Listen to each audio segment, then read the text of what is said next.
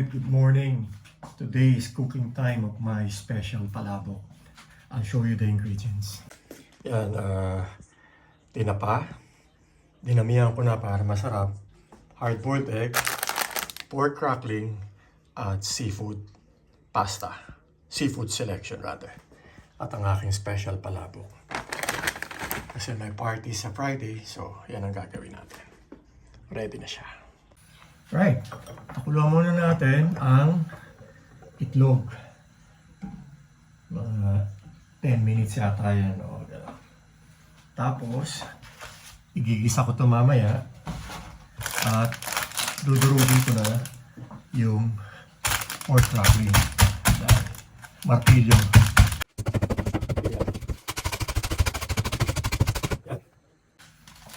Tapos, yan ang aking sinasahog lang, Mamacita's palabok. Minsan, pag bibili ka sa grocery, minsan out of stock siya. Siguro, mabenta talaga. Yan. 6 cups of water, 3 cups bawat isang pack ng palabok.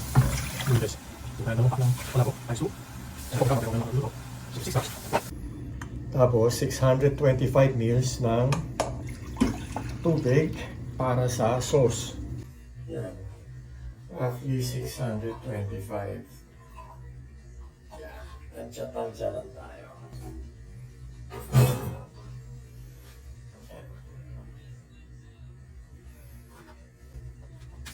Tapos, haluin natin. Bago mo pakuluin, we have to mix this one guys. Yan. Make sure it's nicely mixed. Bago natin pakuluan. Yun na siya. Bring to boil.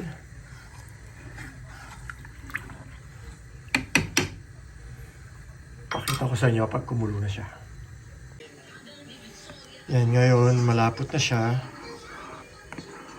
Halo lang tayo ng halo. Yan.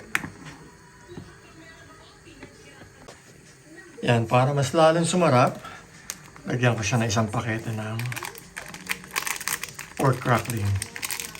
Ngayon, ang noodles na, kumukulo na yung tubig. Yan. Iyan lang natin siya kumulo hanggang mag-iwahiwalay. Tuwin natin yung pa. Gusto ko kasi yung crispy sa mga ito. Yan. Pakita ko sa inyo, yung buko pa, dudugin natin. Yan. Ngayon, malapit na siyang matusta. Ang gagawin natin ngayon, in my own little way, nahalo ko ang bawang. Para mas lalo na siyang sumarap. At malapit na rin kumulo ang noodles. Yan. Ngayon, tostado na siya. Dahil ako ang taong hindi mahilig maghiwalay ng mga rekado. Sasahog ko na siya lahat. As in lahat.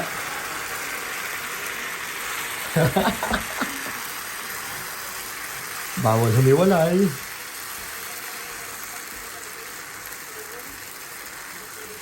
Yan. Konting halo na lang yan.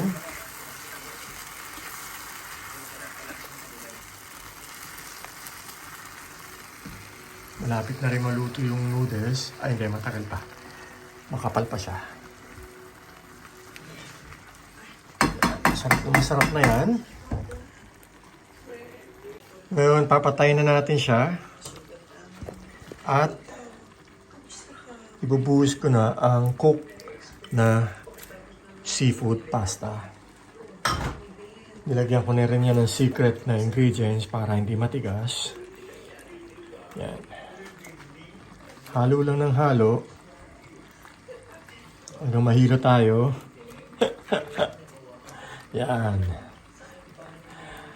Dapat pala hiniwa ko yung mga pusit, no? Malaki, oh. Ayan, oh. Okay lang. Isang kagat. Sarap. Yan.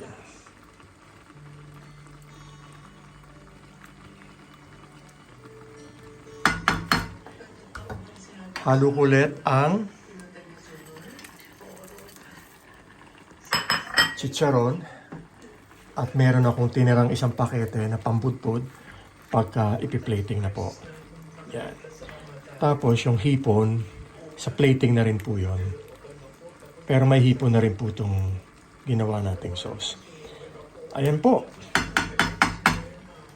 Malapit na tayo mag-plating dahil malapit na rin maluto ito. Pero buo-buo pa siya.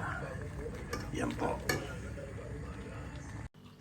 Ayan na po ang finished product. Yung mga hipon at itlog, kutsinta, puto, bibingka para po dito sa Christmas party namin.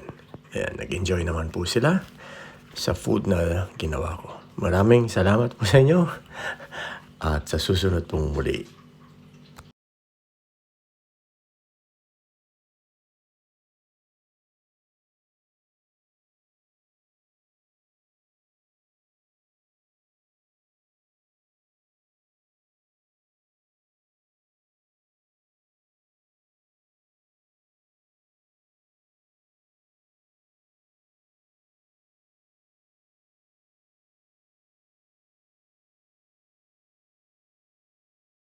Ayan na po ang finished product ng aking masarap na palabok. Puto, kutsinta at bibingka.